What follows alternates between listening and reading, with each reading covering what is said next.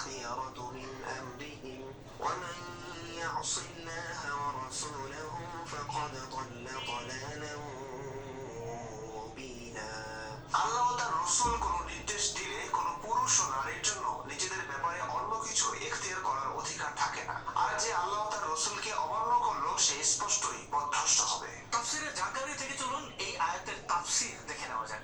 যায়েদ ইবনে হারিসা রাদিয়াল্লাহু আনহু যৌবনে পদার্পণের পর রাসূলুল্লাহ সাল্লাল্লাহু আলাইহি ওয়াসাল্লাম নিজ ফুফাতো বোন যায়নব বিনতে জাহাশকে তার নিকট বিয়ে দেওয়ার প্রস্তাব পাঠান।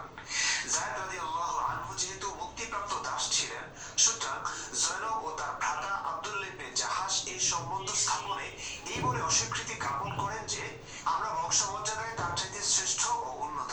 মুজাহিদ রাহিমাহুল্লাহ বলেন, এই ঘটনার পরিপ্রেক্ষিতে উক্ত আয়াত নাযিল হয়, যাতে এই দিক নির্দেশনা রয়েছে যে যদি রাসূলুল্লাহ সাল্লাল্লাহু আলাইহি ওয়াসাল্লাম কারো প্রতি বাধ্যতামূলকভাবে কোনো কাজের নির্দেশ দান করেন তবে সে কাজ করা ওয়াজিব হয়ে যায়।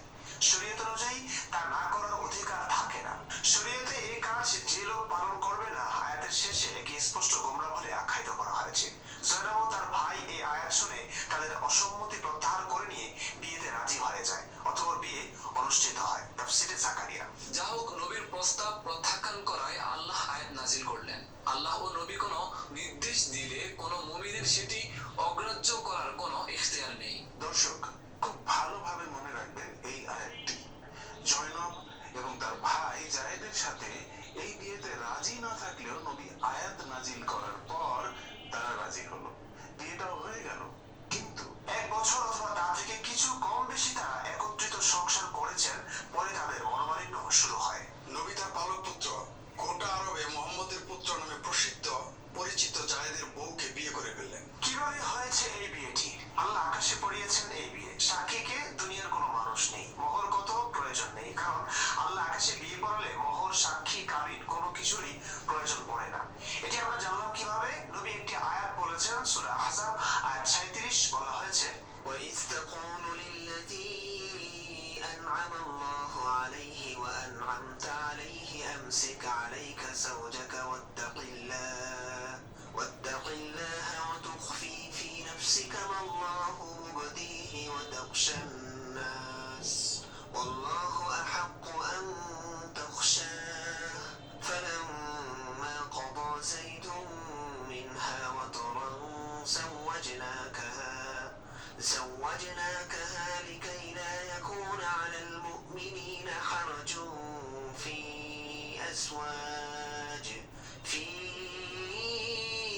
أزواج أدعيائهم إذا قضوا منهن وطرا وكان أمر الله مفعولا। আর স্মরণ করো, আল্লাহ যার উপর নিয়ামত দিয়েছিলেন এবং তুমিও যার প্রতি অনুগ্রহ করেছিলে, তুমি যখন তাকে বলেছিলে তোমার স্ত্রীকে নিজের কাছে রেখে দাও এবং আল্লাহকে ভয় করো, আর তুমি অন্তরে যা গোপন রাখছো আল্লাহ তা প্রকাশকারী এবং তুমি মানুষকে ভয় করছো, অথচ আল্লাহই অধিকতর হকদার যে তুমি তাকে ভয় করবে। অথবা যায়েদ যখন তার স্ত্রীর সাথে বিবাহ সম্পর্ক ছিন্ন করলো, তখন আমি তাকে তোমার সাথে বিবাহ বন্ধনে আবদ্ধ করলাম, যাতে পালক পুত্রদের স্ত্রীদের ব্যাপারে মুমিনদের কোনো অসুবিধা না থাকে যখন তারা তাদের স্ত্রীর সাথে বিবাহ সম্পর্ক ছিন্ন করে আর আল্লাহর নির্দেশ কার্যকর হয়ে থাকে। আয়াতের শাব্দিক অর্থ থেকে সব স্পষ্ট হয়, তারপরেও তাফসীর থেকে চলুন খোলাসা করা যায়। আল্লাহ তাআলা খবর দিচ্ছেন যে রাসূলুল্লাহ সাল্লাল্লাহু আলাইহি ওয়াসাল্লাম স্বীয় আযাদকৃত গোলাম যায়েদ ইবনে হারিসাকে বিশেষভাবে বুঝিয়েছেন। তার উপর আল্লাহ তাআলার বিশেষ মেহেরবানি ছিল, তাকে তিনি ইসলাম ও নবী সাল্লাল্লাহু আলাইহি ওয়াসাল্লামের অনুসরণ করার তৌফিক দান করেছিলেন। তার প্রতি রাসূলুল্লাহ সাল্লাল্লাহু আলাইহি ওয়াসাল্লামের বিশেষ আকর্ষণ ছিল। তাকে সম্মানিত বন্ধুগণ, এইখানে আপনারা ভিডিওতে বলে যাবেন 1 নম্বরে কমেন্ট করে যে এখানে কয়টা শয়তান একত্রিত হয়েছে। এই ভিডিওতে কয়টা শয়তান, টাটকা শয়তান এখানে কথা বলতেছে। এই ভিডিওতে কয়টা টাটকা শয়তান এখানে একত্রিত হয়ে আল্লাহর বিরুদ্ধে, আল্লাহর নবীর বিরুদ্ধে কথা বলতেছে, এটা আপনারা কমেন্টে জানিয়ে যাবেন। এটা হলো 1 নম্বর কথা। 2 নম্বর কথা হলো যে এখানে কিন্তু কোরআনের আয়াতের ভিতরেই যায়েদের বিয়েকে আল্লাহ তাআলা সম্পন্ন করছেন। কোরআনে আয়াত নাজিল হয়েছে,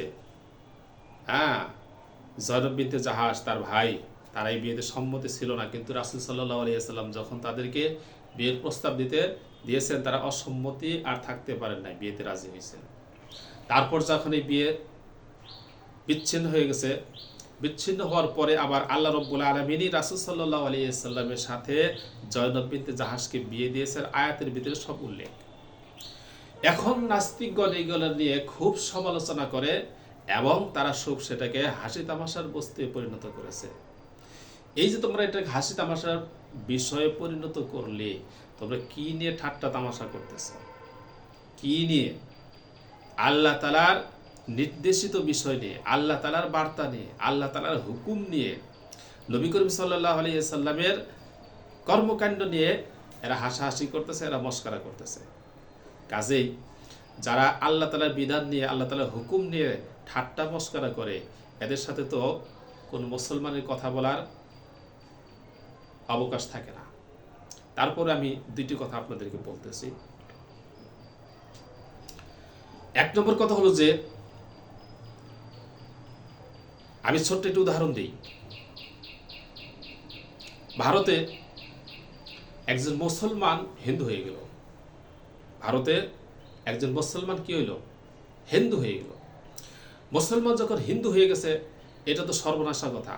তার কারণ মুসলমান তো হিন্দু হইতে পারে না, হিন্দু মুসলমান হবে। কিন্তু মুসলমান কিভাবে হিন্দু হলো? তাকে বিভিন্ন লোকজন গিয়ে বোঝানো শুরু করলো, সর্বনাশ, তুমি এটা কি করছো, এটা করা যাবে না, এটা হবে না, এটা করা ঠিক হবে না, এটা করলে তুমি সর্বনাশ হয়ে যাবে। বহুভাবে বিভিন্নভাবে তাকে বহু বোঝানোর চেষ্টা করছে, কিন্তু সে বুঝ নেয় না। কোনো মতে সে বুঝ নেয় না। তার কথা আমি হিন্দু হয়ে গেছি। একজন গ্রাম্য কৃষক লোক, এই কৃষক লোক গিয়ে সেরা তাকে বোঝানো শুরু করছে। বেশি কথা বলে নাই, একটা কথা বলছে, একটা কথা। সে বলছে যে তুমি কিভাবে হিন্দু হইবা? তোমার তো হিন্দু হওয়ার কোনো সুযোগই নাই, তোমার তো হিন্দু হওয়ার কোনো সুযোগই নাই, তুমি কিভাবে হিন্দু হইবা? কারণ তুমি তো মনুর মাথা কেটে ফেলাই দিয়েছ। তো এই মনুর মাথা তুমি কিভাবে জোড়া লাগাবা? মনুর মাথা যদি জোড়া লাগাইতে না পার, তুমি হিন্দু হইবা কিভাবে? হিন্দুদের তো মনুর মাথা আছে, তারা তো মনুর মাথা কাটে না। তুমি তো মুসলমান হইছ, তুমি তো হিন্দু হওয়ার সুযোগই নাই, তোমার তো মনুর মাথা কেটে ফেলাই দিয়েছ। এই মাথা তুমি জোড়া লাগাবা কিভাবে? এখন সে চিন্তা করে, কথা তো সত্য, এটা তো সম্ভব না, তাইলে আমি হিন্দু হবো কিভাবে? হিন্দু তো আমি হইতে পারবো না, আমি তো মুসলমানকে তো হিন্দু হওয়ার কোনো সুযোগই নাই। কথা বুঝেন নাই? তো এইখানে ঠিক তেমন একটি বিষয়, পালক পুত্র কোনোদিন আপন পুত্র হতে পারে না। পালক পুত্র কোনোদিন আপন পুত্র হতে পারে না। আপনি একজন সন্তানকে আনলেন লালন পালন করার জন্য, সে অসহায়, সমস্যা নাই, এটি ইসলাম নিষেধ করছে কোথাও যে সন্তান একজন মানুষকে লালন পালন করা যাবে না? নিষেধ করে নাই। তার যদি আপনি জায়গা জমি দেন তাও দিতে পারবেন, কিন্তু ছেলেদের সম্মতি লাগবে যে আমি তাকে জায়গা জমি দিতে চাই। তাকে আপনি কলিজাতে ভালোবাসেন, সমস্যা আছে? সমস্যা নেই। তাকে আপনি বিয়ে করালেন, সমস্যা আছে? কোনো সমস্যা নাই। সব কিছু করতে পারবেন, কিন্তু এ কোনো দিন আপনার আপন সন্তান হবে না। আপন সন্তান হওয়ার কোনো সুযোগ আছে? সুযোগ নাই। তার কারণ আপনার রক্ত তার ভিতরে যায় না, সে আপন সন্তান কিভাবে হবে? এটা তো চাক্ষুষ চাক্ষুষ চাক্ষুষ প্রমাণ। এই শয়তানগুলো এটা বুঝে না। এটা চাক্ষুষ প্রমাণ যে তাকে সে যতই ভালোবাসো, সমস্ত জায়গা সম্পত্তি যদি তাকে লিখে দেয়, তারপরে সে আপন সন্তান হইতে পারবে না, কারণ তার ভিতরে তার রক্ত নাই। এটা চাক্ষুষ প্রমাণ। জাহালতের যুগে এইটাই ছিল সমস্যা। জাহালতের যুগে দত্তককে আপন সন্তানের মতো মূল্যায়ন করা হতো, কিন্তু আপন সন্তানের মতো মনে করা হতো, কিন্তু আপন সন্তানের মতো কোনোদিনই হবে না। আপন সন্তানের সাথে আপনি তাকে বেশি ভালোবাসতে পারেন, কিন্তু সে আপন সন্তান হতে পারে না। এইটা হলো বিষয়। আপনি আপন সন্তানের চাইতে তাকে বেশি ভালোবাসতে পারেন, সেটা আপনি করতে পারেন, কিন্তু দত্তক কোনোদিন আপন সন্তান হবে না। কিভাবে হবে? তার রক্তের আপনার রক্ত তো এক না, আপনার রক্ত থেকে তো সে জন্ম লাভ করে নাই, তাহলে হবেটা কিভাবে? একটা পরিষ্কার একটা বিষয়। নাস্তিকগণ বলে যা দেখি না তা বিশ্বাস করি না। আবার এইখান থেকে মূর্খতা, যা দেখি না তা বিশ্বাস করি না, কিন্তু এইখানে ঠিকই মূর্খতা অবলম্বন করছে। এইখানে দত্তকের তারা আপন পুত্রের মতো সম্মান বা আপন পুত্র মতো মনে করতেছে। কেন? তুমি এখানে দেখো না যে সে যে তার আপন পুত্র না, তার রক্ত থেকে না, এটা তুমি দেখো না? শয়তান কোথাকার, এদের কাজ হলো শয়তানি। যেখানে ইসলাম তার বিপরীতের অবস্থান নিবেই, সেটা সত্য না মিথ্যা সেটা তাদের যাচাই করার বিষয় না, দেখার বিষয় না, সেটা তারা যায় না বুঝা সেই বিপরীত, সেটা মিথ্যা, ওই মিথ্যার পক্ষপাতিত্ব করবে। এটাই হলো নাস্তিকতা, এটাই হলো নাস্তিকতা। নাস্তিকতাটা মানেই হলো সত্যের বিপক্ষে দাঁড়াইতে হবে। শয়তানের কাম কি? শয়তানের কাম কি? সত্যের পক্ষে না বিপক্ষে? শয়তানের কাম সত্যের বিপক্ষে, নাস্তিকতার কাজ হলো সত্যের বিপক্ষে। এটাই হলো নাস্তিকতা, এটাই নাস্তিকতা। যেখানে সত্য আছে বিপক্ষে নাস্তিক দাঁড়াবে। কার পক্ষে?